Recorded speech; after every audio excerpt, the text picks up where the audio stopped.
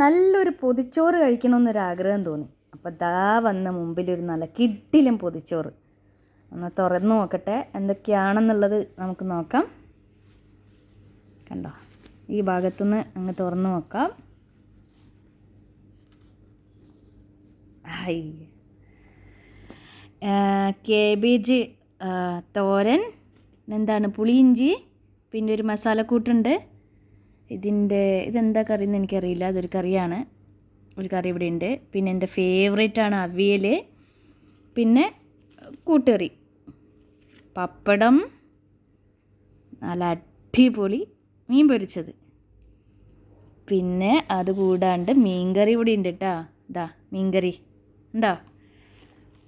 അപ്പോൾ ഇതൊക്കെ വെച്ചിട്ടൊരു കിഡിലൻ ഊണ്, ഒരു പൊതിച്ചോറ് കഴിക്കണമെന്നൊരാഗ്രഹം തോന്നി. അപ്പോൾ പൊതിച്ചോറ് ഓർഡർ ചെയ്തതാണ്. പപ്പടമൊക്കെ കൂട്ടി അടിപൊളിയായിട്ട് കഴിക്കാൻ. മീൻകറി, സാമ്പാറും മീൻകറിയും കൂടെ സെപ്പറേറ്റ് ഉണ്ട്.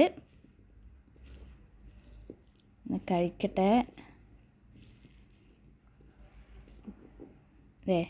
കണ്ടോ, നല്ല കിഡിലൻ ഊണാണ്, ഒരു രക്ഷയില്ല. അവിയൽ,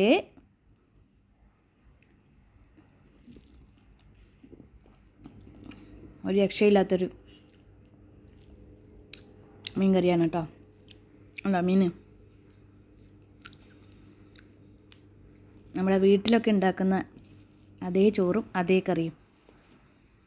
നമ്മളൊരു ഹോട്ടലിൽ ആണ് കഴിക്കുന്നുള്ളൊരു ഫീലേ ഇല്ല. അപ്പോൾ എല്ലാവർക്കും